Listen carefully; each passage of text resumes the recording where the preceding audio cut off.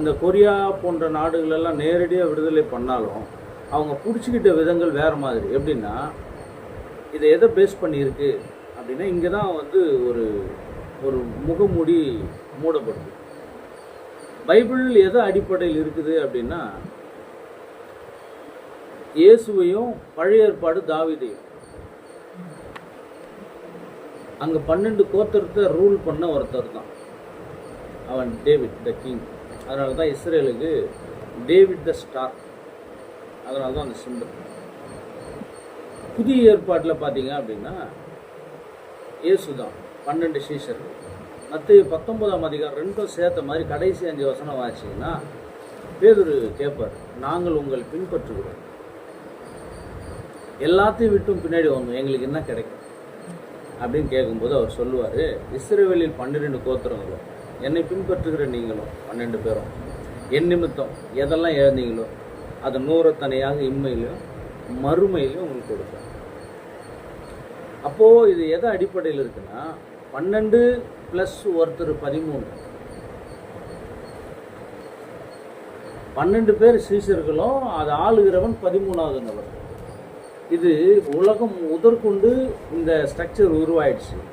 இப்போ இருக்கிறதுக்கும் அந்த 13ஆவது நபர் அவசியம் தேவை, ஆளுகிறவன், அந்த ஃபைனல் ஸ்டேஜ். இந்த சீக்ரெட் சொசைட்டி என்ன பண்ணுது அப்படின்னா, இலுமினாட்டிஸ் அப்படின்னு சொல்கிறாங்க.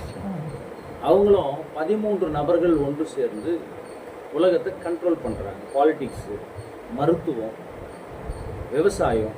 இப்போது அவனை மிஞ்சி நம்மளால் பயிர் சாப்பிட முடியல, அவன் கொடுக்குறது தான் விதை. அவனை மிஞ்சி மருந்து சாப்பிட முடியல, அவன் கொடுக்குறது தான் மருந்து. அவனை மிஞ்சி இங்கே உலகத்தில் பாலிடிக்ஸ் யாரும் பண்ண முடியல. ஏன் ஈவேரா காலத்துலேயோ திமுக காலத்துலேயோ பண்ண அந்த பாலிடிக்ஸ் இப்போ பண்ண முடியாது. அவன் முக்தி மேலே வந்துட்டான். அதுக்கு காரணம் என்ன அப்படின்னா, உலகம் 13 நபர்கள் கையில் இருக்குது, 13 துறையை கையில் வச்சுருக்காங்க. இந்த 13ஆவது நபர் ஒருத்தனை மீறி ஒருத்தன் எவன் மேலே ஏறி இந்த 12 பேரை ஆளணும்னு நினைக்கிறான். ஏன்னா சீசத்துவம் அப்படி, அந்த இயேசுங்கிற இடத்த பிடிக்கணும். உலகமே அவர் தான் ஹீரோ, அதுக்கு டூப்ளிகேட் பண்ண தான் இந்த உலகம் ஃபாலோ பண்ணுது. அவர் மறைமுகமாக மறுக்கலாம், ஆனால் அவன் வரவன் யார், அவன் பேர் ஆன்டி கிரைஸ்ட். கிறிஸ்துவை அப்படியே டிட்டோ இயேசு எப்படி. நான் இப்போ கொஞ்ச நேரத்துக்கு முன்னாடி ஒரு உதாரணம் சொன்னேன் உங்களுக்கு. யோசேப்பு பிரபு ஆயிட்டான், எகிப்தில் பிரபு ஆயிட்டான். அவர் பிரபு ஆனது எல்லாருக்கும் தெரியும். எப்படி ஆனார் அப்படின்னா, சிறையிலிருந்து, குடியிலிருந்து, சிறையிலிருந்து அரண்மனையில் அக்னி பரீட்சையில் ஜெயிச்சு போர்த்திபா பொண்டாட்டியை விடுதலை பண்ணி ஓடி போய் அங்கிருந்து தன்னை காத்துக்கிட்டு தேவனுக்கு உண்மையாக இருந்து இப்படி கர்த்தர் உண்மை உள்ள மனுஷனை கண்டு கொஞ்சத்தில் இருந்து அநேகத்தில் அதிபதியாக வச்சார். கரெக்டுங்களா? இது அப்படியே விட்டுருது, இந்த ஸ்டோரி அப்படியே விட்டுருது, அப்புறமா நம்ம சொல்லுவோம். அப்போ இயேசு தான் எங்கள் ரோல் மாடல். இயேசுவை போல ஃபாலோ பண்ணணும், இயேசுவை போல இன்ஃப்ராஸ்ட்ரக்சர் கட்டமைப்பு உருவாக்கணும். ஆனால் அங்கே என்ன இருக்கும் அப்படின்னா, ஒரு ஸ்திரீ பரிமள தைலத்தை உடைச்சி காலில் ஊற்றுறாங்க. கூட இருக்கிற சீஷர்கள் இதெல்லாம் அங்கங்கே விட்டாக இருக்கும், நம்ம கடைசியில் ஒட்டிக்கணும். உடைச்சி காலில் ஊற்றி தன் மயிரினால் காலை துடைக்கிறான். கூட இருந்தவங்கெல்லாம் சொல்கிறாங்க, இது யாருன்னு தெரியாதா, இவர் ஒரு வேசியாச்சு, இவர் தொடர்றது என்னதுன்னு அவருக்கு தெரியாதா, இவர் தீர்க்கதரிசி இருந்தாலும் கண்டுபிடிச்சிருக்கலாமே, இவரை தொட விடாமல் பண்ணியிருக்கலாமே, இவர் உள்ள ஒரு வேசி. யூதர்களுக்கு அது ஒரு கலாச்சாரம், ஸ்திரீ தொட விடுறது. ஆனால் அவர்கள் இருதயங்களை அறிந்து அப்படின்னு பேசி அவங்கள முடிப்பார். எவன் பாவம் அதிகமாக மன்னிக்கப்படுகிறது, நான் வந்ததுலேருந்து நீங்கள் காலுக்கு தண்ணி கொடுக்கல, அவ்வளோ உடச்சி விட்டுறேன், அது 300 பணத்துக்கு விற்கலாமே ஒருத்தன். இப்படியெல்லாம் ஒரு பக்கம். இதில் என்ன விஷயம் அப்படின்னா, இயேசுக்கிட்ட ஏன் அட்வான்ஸாக உலகம் முழுவதும் 600-700 கோடி மக்களில் 1/3 பங்கு தான் உலகத்தை பார்க்குறது, மீதி 2 பேர் அவரு கூட தான் போகிறாங்க. எப்படி போகிறாங்க அப்படின்னா, அவர் உள்ளந்திரியங்களை ஆராய்ந்து பாருங்க. நீ பேசுறதுக்கு முன்னாடி என்னன்னு தெரியும், ஜெபிக்கிறதுக்கு முன்னாடி தெரியும், உன் தேவை என்னதுன்னு அறிந்திருக்கிற. இப்போ அந்த டெக்னாலஜிக்கு தான் அடுத்தது உலகம் மூவ் ஆகிட்டு இருக்குது. அந்த 12க்கு +1 13. அந்த குவாலிட்டி இப்போ என்ன வேணும் அப்படின்னா, அந்த ஒரு குவாலிட்டி மாத்திரம் அவன் கையகப்படுத்திட்டான்னா அவன் சீக்கிரம் அந்த குவாலிட்டியை. அப்படின்னா அது பேர் தான் ஏஐ. அவர்கிட்ட இருந்தது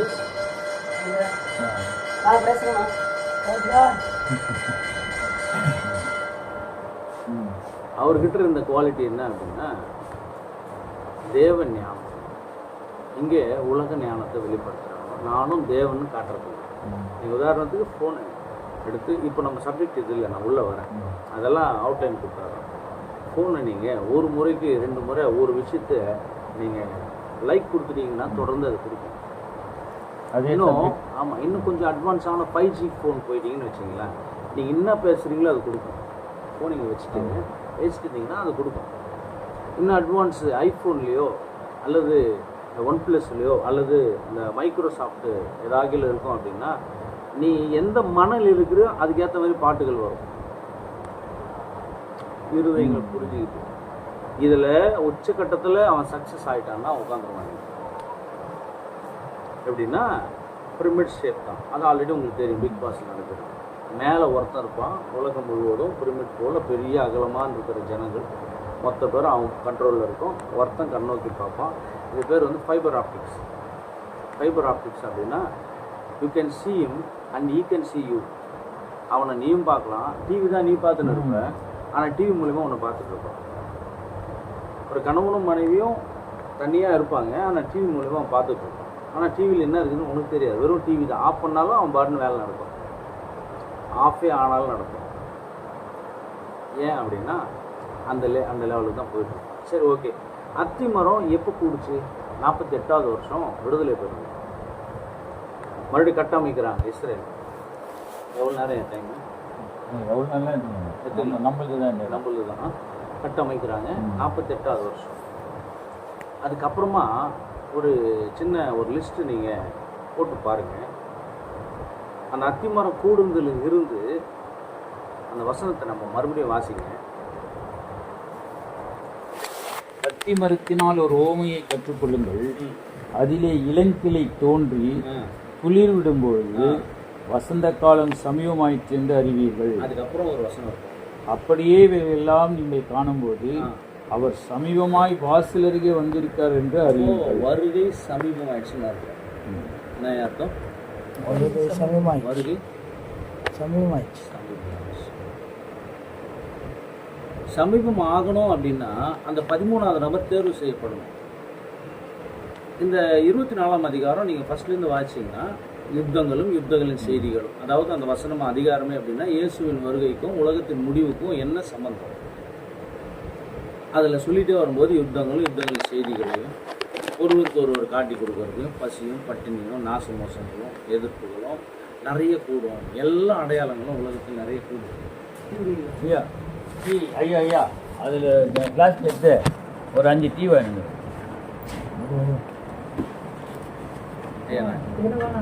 எனக்கு வேண்டாம் ஐயா. என்னங்க ஒரு 4 வாங்கி, உனக்கும் சேர்த்து 4 வாங்கி. நான் கழுவினேன் கழுவில இங்கே என்ன இந்த சுடுதண்ணி இங்கே கழுவிக்கா.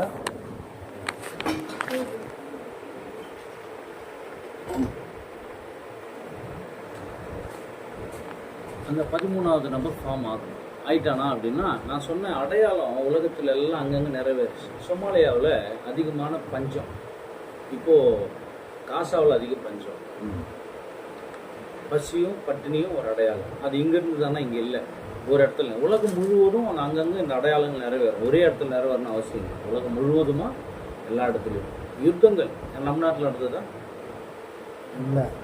இல்லை, எங்கேயோ நடக்குது, ஆனால் நடக்குது. பூமி அதிர்ச்சிகள் இங்கே நடந்ததா? நடக்குது. எல்லா இடத்துலையும் ஒரு அடையாளம் நடக்குது. இப்போ தமிழகத்தில் ஏன் அப்படின்னா இந்த அடையாளம் ஃபைனலாக இங்கே தான் முடியுது.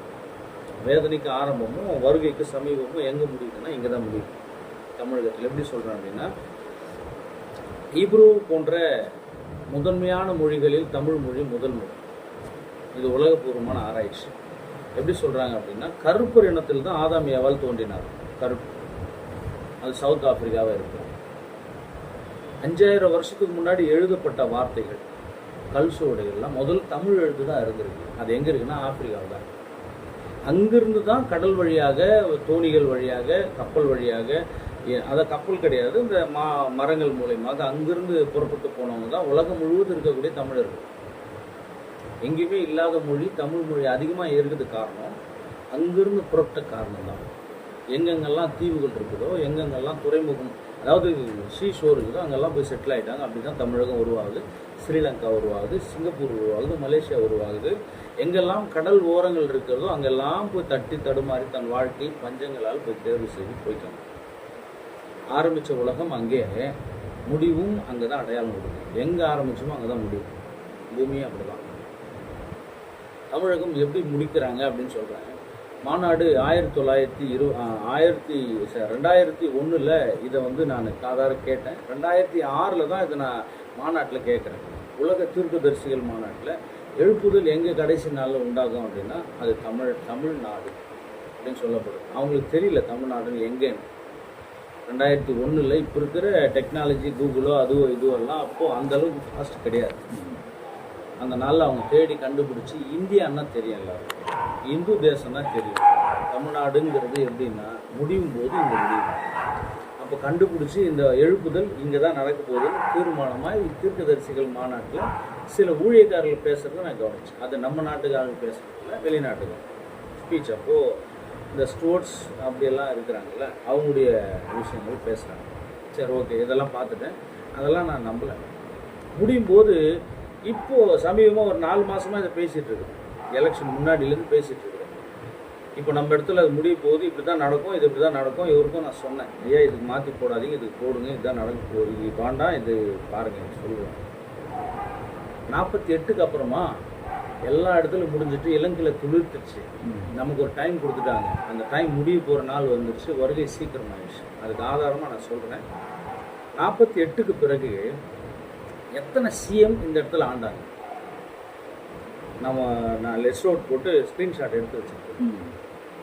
முதல்ல 49 1949 52 குமாரசாமி,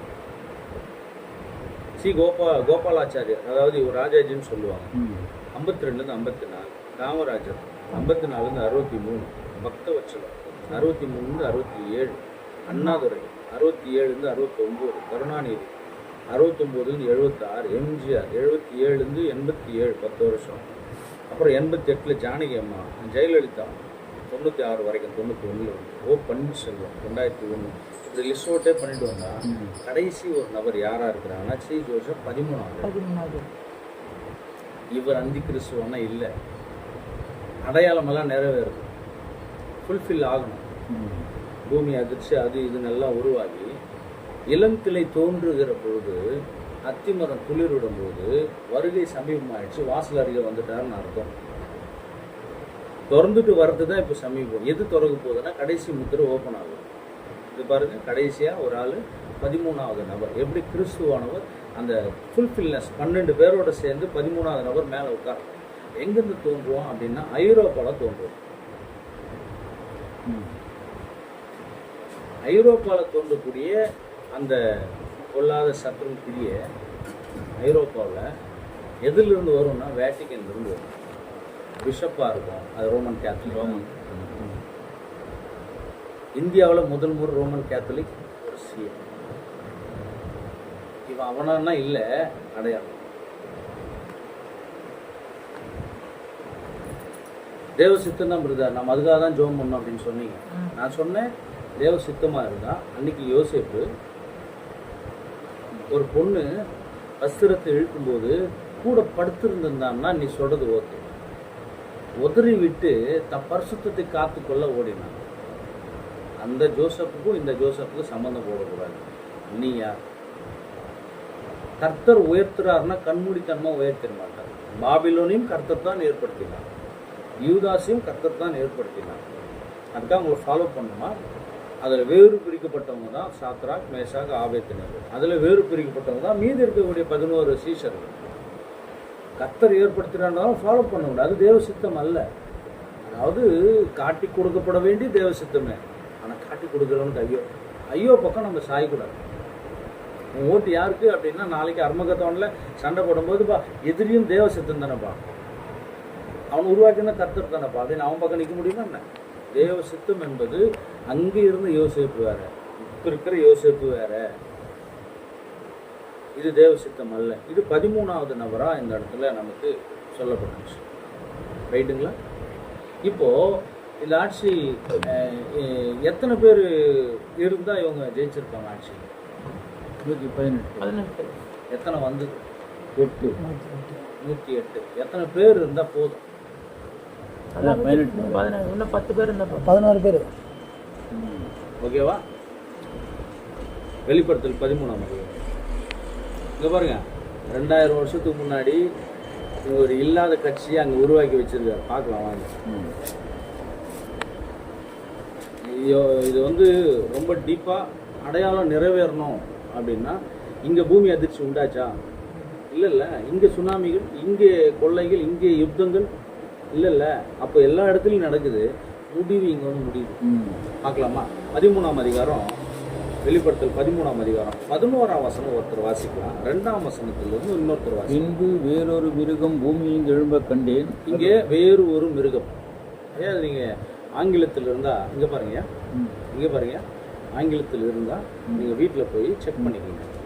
இப்போ வேண்டாம், இதே நீங்கள் அப்படியே போயிட்டு கூகுளில் எப்படி சர்ச் பண்ணுறீங்க அப்படின்னா உங்களுக்கு நேரம் ஆயிடுச்சுன்னு நினைக்கிறேன். இல்லை 7:30. இன்னும் 4 மணி நேரம் தான் முடிச்சிடும். எப்படி அப்படின்னா இந்த விஷயங்கள் நல்லா கவனிங்க. ஆங்கில வேதாமத்தில் வேறு ஒரு மிருகம் அப்படின்னு சொன்னால் த பீஸ்ட்ன்னு. அந்த வேறு ஒரு மிருகம் மேலே எழும்பி வருமா? எப்படி வருமா? ஆட்டுக்குட்டிக்கு ஒப்பாக. ஆட்டுக்குட்டிக்கு ஒப்பாக. கம்ப்ளீட் பண்ணுங்க. 2 கொம்புகளை உடையதாயிருந்து. இயேசு கிறிஸ்துவும் ஆட்டுக்குட்டியே. அவர் செம்மறி ஆடு, ஷீப். அவருக்கு கோடு கழுத்தில் விழுந்திருக்கும். ஏன்னா வெட்டப்பட்ட வண்ணமாய் அவர் காணப்பட்டார். ரைட்டா? இங்கே ஒரு ஆடு மேலே வருது. ஐயா கவனிக்கிறீங்களா? ஆடு மேலே வருது, 2 கொம்புகளோடு வருது. அது பேர் கோட்டு. 2026 எப்படி வெளிப்படுவானா பாருங்க. அடுத்தது வாசிங்க. வலு சர்பத்தை போல பேசினது, அது முந்தின மிருகத்தை. வலு சர்பத்தை போல பேசினது அப்படின்னா வலு சர்பம் எப்படி பேசு? ஆதியில் ஏவாள் எடுத்து தந்திரமா. ஆனா தந்திரமா பேசிச்சு. முந்தின மிருகம் என்ன செய்ததோ அதே தான் செய்யுமா. நீ 2500 ரூபாய் சொன்னேன், ஆனா உன்னால அது கொடுக்க முடியாது. 1000 ரூபாய் தான் கொடுப்பேன். அது என்ன செஞ்சதோ. நான் இதை கிட்டத்தட்ட 300 முறை வாய்ச்சிருப்பேன். திரும்பி வாய்ச்சேன். இந்த வசனம் பூரா வாய்ச்சேன். இது வெளிப்படுத்தலே சுற்றிக்கிட்டு இருக்கிறதுனால எங்கே பாயிண்டில் நிற்கிறேன்னு தெரிஞ்சிச்சு. இது குறித்து அப்போ எழுதியிருக்குது. வருவாங்க, பிற்காலங்களில் வருவாங்க. வந்தவங்க என்ன செய்வாங்க? முடிவை கொண்டு வருவாங்க. பிரசங்கி 3:11 சொல்லுகிற அவர் அதினதின் காலத்தில் நேர்த்தியாக செய்கிறாங்க.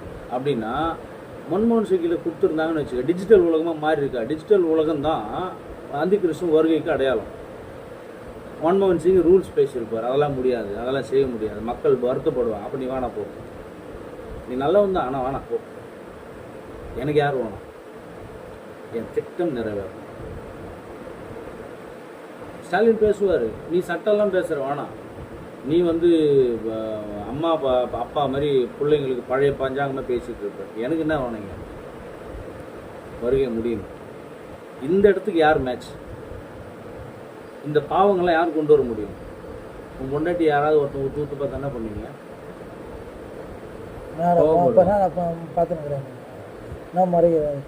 சொல்லுவீங்கல்ல. இவன் சொல்கிறான், இந்த காலத்தில் என்னோடைய பொண்டாட்டி தான் விஜய் ரொம்ப பிடிக்கும். இது என்ன மனநிலை? அது சொல்லுது, என் வீட்டுக்கார டம்மிங்க, அவர் தாங்க எனக்கு ஹீரோ. இது என்ன மனநிலை? சொல்லுங்க. எதை நோக்கி போகுது? அந்த வாசற்படிக்காக போகிறோம். உச்சக்கட்ட பாவம். லோத்தின் நாட்கள் நடந்ததும் நோவாவின் காலத்தில் நடந்ததோ அது இப்போ நடக்கணும். அதுக்கு தேவையான ஒரு நபர் அங்கே வேணும், சூஸ் பண்ணப்படுது. யாரு? நல்லவனா இல்லை, அந்த காலகட்டத்துக்கு அந்த தீமையான ஆள் தேவை. அந்த ரோலுக்கு அவன் வேணும். போட்டாங்க. என்ன செய்வானா? முந்தின மிருகம். வாசிங்க ஐயா. முந்தின மிருகத்தின் அதிகாரம் முழுவதையும் அதன் முன்பாக நடப்பித்து, முன்பு இருந்த மிருகத்தின் அதிகாரம் முழுவதையுமே அதுக்கு முன்னாடி நடப்பிச்சான்.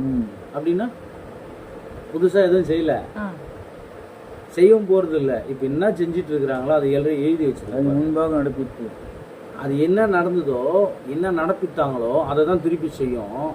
ஆனால் என்ன செய்யுமா, வாசிக்கலாம். சாவுக்கு ஏதுவான காயம் ஆற சொஸ்தமடைந்த, அதாவது தோத்து போன இவர்கள் யாரு?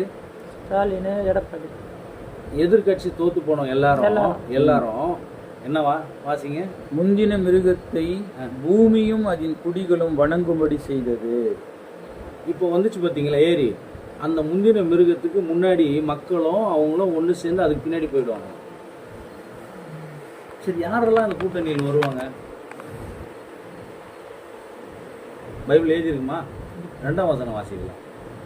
நான் கண்ட மிருகம் சிறுத்தையை போல் இருந்தது. எப்படின்னு தான் சிறுத்தை போல. ஐயா, கடல்ல இருந்து எழுதி வருது, அது அப்படிதான் எழுதிருக்கு. அது எப்படி இருந்ததுதான்? சிறுத்தை போல. இவர் இன்னைக்கு தான் நான் அந்த பேர் வச்சேன் அப்படின்னு சொல்றாரு. ஒரு இந்த நூற்றாண்டில் தான், அதுக்கு அந்த நூற்றாண்டுலேயே வந்துருச்சு. சிறுத்தை. சிறுத்தை யாருக்கு? எத்தனை சீட்டு இருக்கு? எத்தனை சீட்டு? 2 நோட் பண்ணிங்க. 2. அடுத்தது, அதன் கால்கள் கரடியின் கால்களைப் போலவும். கரடி அப்படின்னா ரஷ்யா கம்யூனிசம். எத்தனை சீட்டு கம்யூனிஸ்ட்? 2. 4. அதுல 2, இதுல 2. 4. 6 வந்துச்சா? இப்போ அடுத்தது, அதன் வாய் சிங்கத்தின் வாய். சிங்கம் அப்படின்னா நேஷனல் பார்ட்டிஸ்னு அர்த்தம். அது நேஷனல் பார்ட்டியில் தோத்தவனும் கிங்கு தான், ஜெயிச்சவனும் கிங்கு தான். இது தோத்து போன கிங்கு. ஏன்னா கிங்ஸை உருவாக்குறவங்க. மொத்தம் எத்தனை தேவைப்பட்டுச்சு? 11. நீங்க சொன்ன 11 வந்துச்சா? 108ல் யார் கொண்டு வந்து நிப்பாட்டினா? இவங்க தான் ஆந்தி தலைவர் எல்லாம் திட்டமிட்டு செய்யற வசனம் நிறைவேறும். இவங்க யாரும், நான் இது ஆரம்பத்தில் சொல்றேன், நீங்க அது ஜெயிச்சா கூட பரவாயில்ல, நீங்க இதுக்கு போடுங்க, இதுதான் வரணும். என்ன, அவங்க ஆல்ரெடி தீர்மானிக்கப்பட்டதா நிறைவேற்றும். ஆனால் தீர்மானிக்கப்பட்டபடியே இருந்தா கூட நான் நிற்க வேண்டியது கர்த்தருக்காக. யார் எங்க ஜெயிக்கிறது? 48லேருந்து இது வரைக்கும் 13ஆவது நபருக்காக வெயிட்டிங் வந்துருச்சு. நடுவில் இன்னொருத்தர் இருந்தார், நெடுஞ்செழியன். நான் செக் பண்ணி பார்த்தேன், இதில் இந்த லிஸ்ட்டில் நெடுஞ்செழியனை காணுமே. கொஞ்சம் காலம் தான் இல்லை, இருந்தாலும் சிஎம் தானே. செக் பண்ணி பார்த்தேன், நைட்டு மிட் நைட் வரைக்கும் உட்காந்து எல்லாத்தையும் அலசி ஆராய்ஞ்சு செக் பண்ணி பார்த்தா அவர் ஆக்டிங் சிஎம்மாக தான் இருந்தது, சிஎம் இல்லை. ஜானகி அம்மா ரூல் பண்ணியிருக்கிறாங்க, ஜானகி அம்மா ரூலிங்கில் இருந்திருக்கிறாங்க. ஓ பன்னீர்செல்வம் ஒரு முறை ஆக்டிங்கில் இருந்தால், 2 முறை ரூலிங்கில் இருந்தார். அப்போ எல்லாத்தையும் ஃபுல்லாக வைப் பண்ண பிறகு தான் வசனம் கம்ப்ளீட் ஆயிடுச்சு.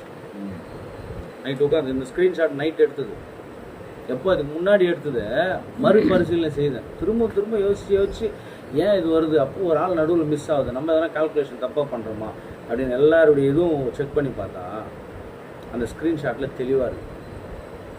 Is an acting CM. Power இல்லை. ஆக்டிங் சிஎம்னா எப்போனாலும் இவர் இறக்கலாம். இவர் வந்து சிஎம் கிடையாது, அந்த இடத்துல யாருனாலும் நிற்க வைக்கலாம். இவர் தற்சமயம் ரிசொல்யூஷன் கொடுப்பாங்க, இவர் இந்த இலாக்காவை பார்த்துக்கிட்டோம். ஆக்டிங் பார்த்தோன்னா இப்போ நான் ஒரு செக்ஷனில் இருக்கிறேன், அந்த செக்ஷனை சேர்த்து பாருன்னு சொல்கிறது. ஆனால் என் செக்ஷன் எது? அப்போது இந்த காலகட்டம் எதை சொல்லுதுன்னா, முத்துரை அடுத்தது ஸ்டேஜ் ஸ்ரீபெரும்புதூரில் இந்த காலகட்டம் இவனை எதுக்காக கொண்டு வந்திருப்பாங்க அப்படின்னு சொன்னால், அடுத்த பிரைம் மினிஸ்டருக்காக இவனை தேர்வு செய்யறதுக்கு வாய்ப்புகள் இருக்குது. ஒன்று ஏன் அப்படின்னா ஃபேம் வேணும் அவங்களுக்கு. இப்போது ஒரு நைட் 11:30 மணி இருக்கும், எல்லாத்தையும் இவனுடைய டேட்டா பேஸ் எல்லாம் செக் பண்ணி பார்க்குறேன். ஆர்எஸ்எஸ் என்ன செய்யுதுன்னா, இவனுக்காக ஒரு டீம் ஃபார்ம் பண்ணி இங்கே இருக்கக்கூடிய நிறைய டைரக்டர்ஸ் யாருன்னா, நீங்கள்லாம் பெரிய ஆளுங்கள்லாம் சொல்லிட்டு இருக்கிறீங்க, பா ரஞ்சித், அப்புறம் இப்போ இவனுக்கு ஹிட் எல்லாம் கொடுத்தாங்கல்ல, இந்த பெரிய 15 ஹீரோஸ் எல்லாம் ஒன்று சேர்ந்து ஒரு ரூட்டுன்னு ஒரு கம்பெனி உருவாக்கி வச்சுக்கிறாங்க. அவங்க பேர் ரூட் மாஃபியான்னு இவங்க பேசுகிறாங்க.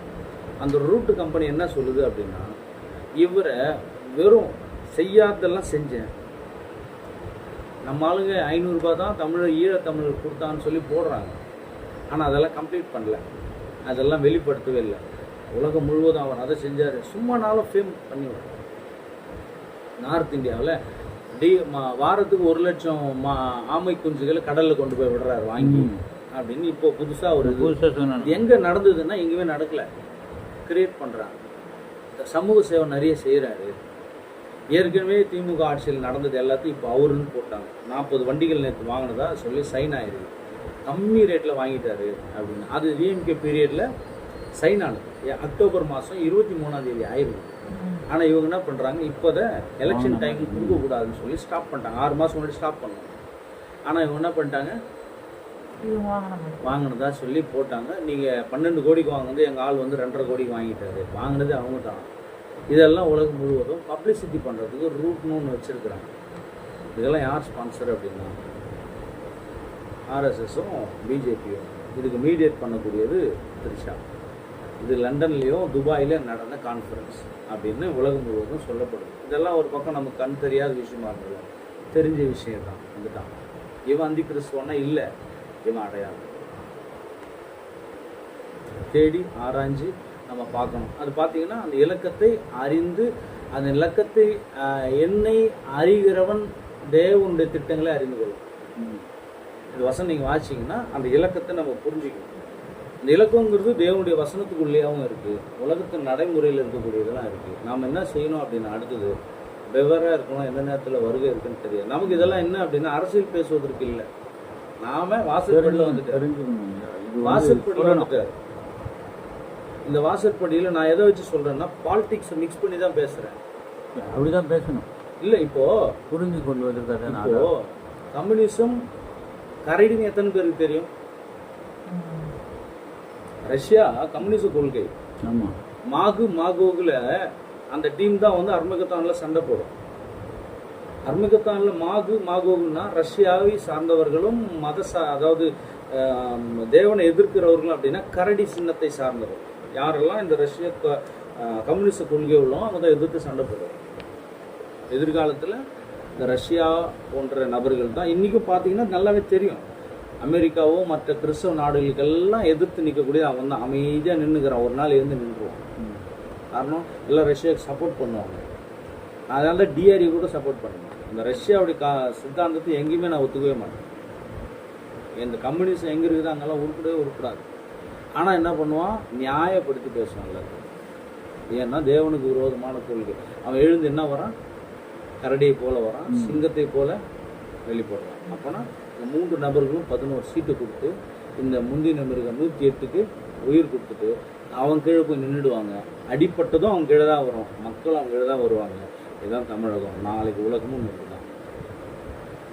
அப்போ கிறிஸ்து தோத்துட்டாருன்னா இல்லை, அவர் சாகிற வரைக்கும் தோத்துட்டாரு, செத்த பிறகு ஜெயிச்சிட்டாரு. நாமளும் அப்படிதான், கொல்லப்படுகிற வரைக்கும் அப்படிதான், கஷ்டப்படுற வரைக்கும் அவன் தான். நம்ம சேஃப்டி பார்த்துக்கிட்டு எதனா ஒரு விஷயத்தில் போய் சேர்ந்துக்கிட்டு ஒரு யூனியன்லேயோ ஒரு கட்சியிலையோ நம்மளை காத்துக்கொள்கிற நேரம் இது இல்லை. கர்த்தரை நம்ம பாதுகாத்துக்கொள்ளணும். ஒவ்வொருத்தரவங்களுக்கு ஒப்பு கொடுத்தவர்கள் தான். வெளிப்படுத்தல் 12, 11, 13, 14 வாசிங்கன்னா தெரியும். ரத்தத்தினாலும் சாட்சியத்தின் வசனத்தினாலும் சாத்தானே ஜெயிக்கும். நம்ம குற்றப்படுத்த தான் இந்த வெளிப்படுத்தல் 12, 11 சொல்லுது, 10 சொல்லுது. தினந்தோறும் கர்த்தருக்கு தேவாலயத்துக்கு முன்னாடி நின்று பரலோகத்தில் நம்முடைய சகோதரர்களுக்கு விரோதமாக குற்றம் சொல்லி கொண்டிருக்கிறோம். இவன் பாதியிலே வேலை விட்டு போயிட்டான், இவர் வேலை மேலே வந்து அதிகாரி திட்டாரு, இவர் லஞ்ச் டைம் நேரத்தில் லஞ்சு சாப்பிடாம இவர் இஷ்டம் போல் இருக்கிறாரு, வேலை சேர்ந்து பயந்துக்கிட்டு இவங்க அதிகாரியை முறைக்கிறாரு, இவர் அவங்கள கூப்பிட்டு வந்து முறைட்டினாரு, நீ வந்தது சம்பளம் வாங்குறது எதுக்கோ அதை மறந்து போய் இதெல்லாம் குற்றமான குற்றம் தான். அவன் பிராது சொல்கிறதுக்கு 1000 வச்சுக்கிறான். நாம் ஒர்க் ஷாப்பில் செய்ய வேண்டியது. அதனால தான் நம்ம கொடுக்கப்பட்ட நேரம் கொடுக்கப்பட்ட வேலை என்னவோ. ஒரு சின்ன ஒரு சாட்சியாக இந்த ஆரிசி கூடுகு நடத்துகிறோம் இல்லைங்களா, தொடர்ந்து நடத்துகிறோம். ஆனால் கர்த்தர் ஒரு 2 மாதத்துலேருந்து இருதயத்தை அப்படியே இது பண்ணுற தொடர்ந்து பைபிள் வாசி போனாங்க. தானியலை குறித்து தானியம் மண்டில் ஓடுது ஃபுல்லாக. உங்களுக்கு என்ன தானியம் 1 மாதம் தானியில் மட்டும்தான் வாசிக்கணும். அதுலேருந்து ஆராய்ந்து சொல்லுங்கடா நான் டெய்லி கத்துறேன். தானியல்ல நீங்கள் தெரிஞ்சுக்க வேண்டியது ஒன்று, கடைசி நாளில் அறிவு பொறுத்து போகும். இதுவும் நம்ம பார்க்கணும். அடுத்து வெளிப்படுத்த விஷயம். இப்போ நம்ம அங்கே தான் இருக்கிறோம். இப்போ நம்ம இருக்கிற இடம் கடைசி நாளுக்கு உண்டானது. அவர் பிரச்சனத்துக்கு அதை நாங்கள் தியானிக்கிறோம், நீங்கள் வெளிப்படுத்த சொல்கிறீங்க. அப்போ 2மே லிங்க் ஆகுதுன்னு சொல்லுவார். ஆமாம், இல்லை அது தானியல் தான் நான் சொல்லியிருக்கணும். நான் தானியலை குறித்து சொல்லிட்டேன். பாபிலோனை உருவாக்கினது தேவன். ஆனால் அங்கே அறிவு பெருத்து போகும் அப்படிங்கிற வார்த்தை நீங்கள் பேசுறது எனக்கு உண்மையாலுமே ஒரு மகிழ்ச்சியாக இருக்குது. உண்மையாலுமே மகிழ்ச்சியாக இருக்குது. கர்த்தர் உண்மையை எங்களை வழிநடத்துறேன்ட்டு நான் இன்னும் ஆணிதரமாக பிடிச்சின்னு ஓடணும். இப்போ அந்த ஆவிக்கும் நீங்கள் சொல்கிறதுக்கும் நீங்கள் இந்த விஷயம் எனக்கு அந்த அளவுக்கு டீப்பாக போகும். நான் இந்த கம்பேரிசன் பண்ணிக்கல. வசனத்தை அடிப்படையில் வச்சுன்னு போவேன். இப்போ இது மாதிரி ஒப்பிட்டு பேசும்போது நமக்கு புரியுது இல்லைங்களா? இது அடுத்தது நம்ம வேற மாதிரி பண்ணுறோம். நாங்கள் இப்போ அடுத்தது யூடியூப் சேனல் இது நீங்கள் வெளிப்படுத்த விஷயம் மட்டும் எங்களுக்கு அந்தளவுக்கு புரியல ஐயா. அதில் நான் படிக்கிறது எனக்கு தவிர இப்போ சொன்னது புரியலையா? இல்லை நான் சொல்கிறேன். நான் கிட்டத்தட்ட 20 வருஷமாக நான் வெளிப்படுத்தின விஷயத்தை படிக்கணும் ஒரு தடவை படித்து தொடங்கினேன். அது எல்லாத்தையும் படித்தேன், விழுந்துட்டேன் பாவத்தில், எழுந்துக்க முடியல.